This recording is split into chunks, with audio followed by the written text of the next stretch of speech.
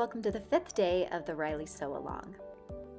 Begin by grabbing one front and its coordinating back, and you're going to line them up with right sides touching along the inseam. And then you are going to pin all the way along that inseam from top to bottom. Doesn't matter if you're doing the short view or the long view, it's the same.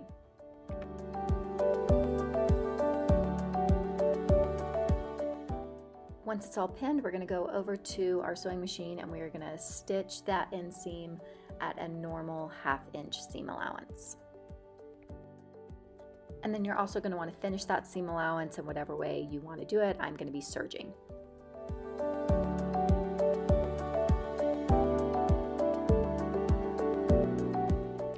Now we're going to press our seam allowances. It depends on how you finished your seam allowances, how you're going to press them. So you might press them open, or if you serged like I did, then you're going to press them to one side. One thing that I like to do is for one of the legs, I like to press the seam allowances forward towards the front, and for the other leg towards the back. That way it just creates a little bit less bulk at that crotch seam. Okay, once you've repeated all of that for the other leg, you're going to take the left leg and the right leg and you're going to line them up along the crotch seam with right sides touching.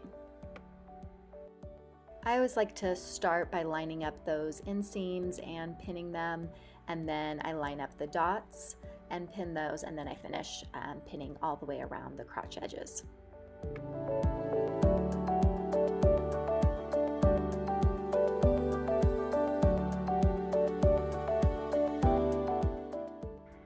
Once it's all pinned, you're going to take a temporary marking tool and a ruler, and you're going to draw a line from the top notch down to the dot at center front.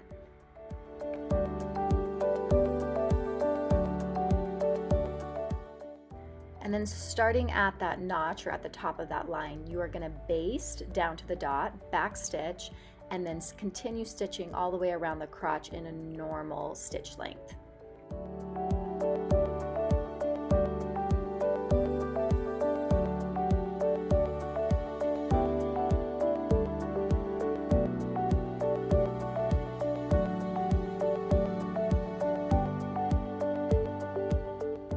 Without trimming it, you're going to finish those seam allowances together by either serging or zigzag stitching.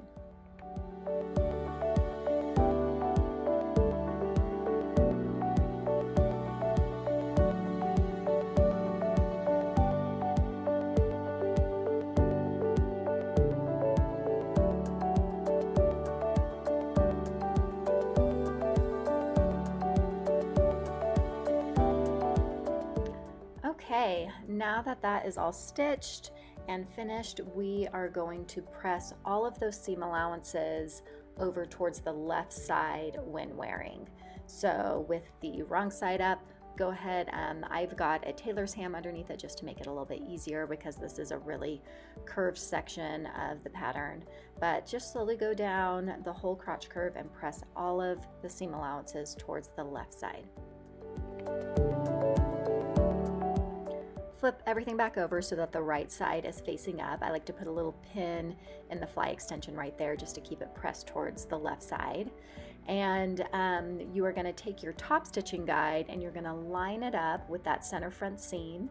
Take a temporary marking tool and just trace along the outside edge of the top stitching guide.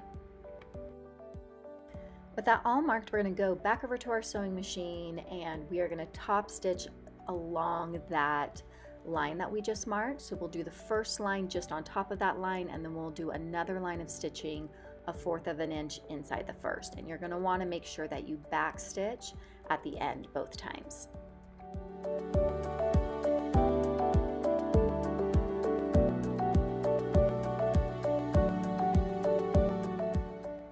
Okay, it should look something like this now.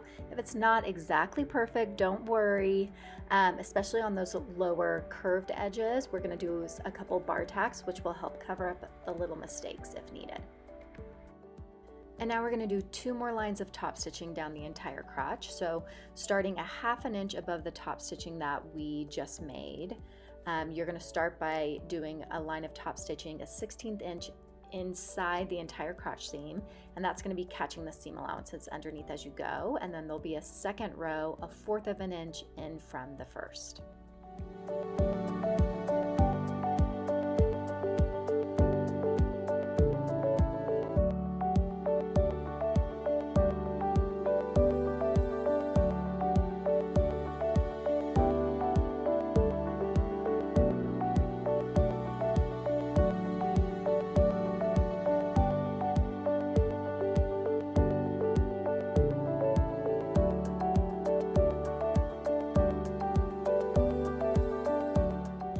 Okay, the top stitching should look something like this now. Lastly, we're going to do a couple bar tacks to kind of finalize this faux fly. So the first one is going to be just on top of those 2 lines of top stitching that we just did, and the second one will be about 1 inch up along the side curved edge.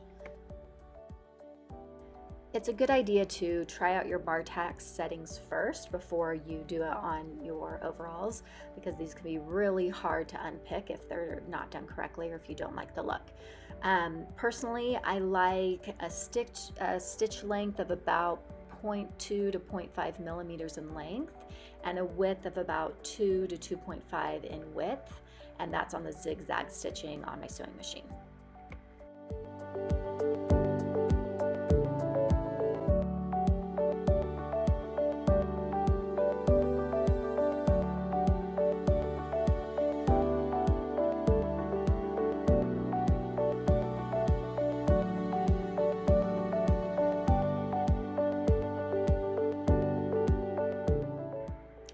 Okay, and it should look something like this. So our faux fly is all sewn up, our top stitching on there looks really nice, and we'll come back tomorrow and continue sewing.